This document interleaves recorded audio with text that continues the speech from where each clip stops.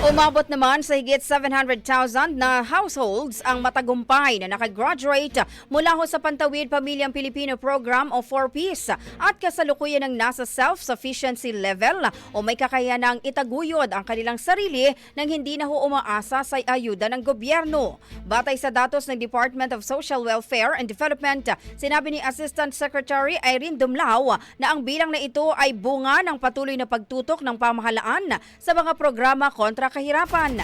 Tiniyak ni Dumlao na magsasagawa ng masinsinang koordinasyon ang DSWD sa mga lokal na pamahalaan upang mapanatili ang antas ng pamumuhay ng mga 4Ps graduates at matiyak na hindi na sila muling babalik sa kahirapan. Sa kabilang banda, iniulat din ng DSWD na mahigit 3,000 4Ps beneficiaries ang nabigyan ho ng pagkakataong makapagtrabaho sa iba't ibang kumpanya bilang bahagi ng mga inisyatibang sumusuporta sa kanilang pag-angat. Rapido, Brigada Balita Nationwide. Ang bahaging ito ay hatid sa atin ng Guard C Plus with Zinc Capsule. Always protektado ang kalusugan.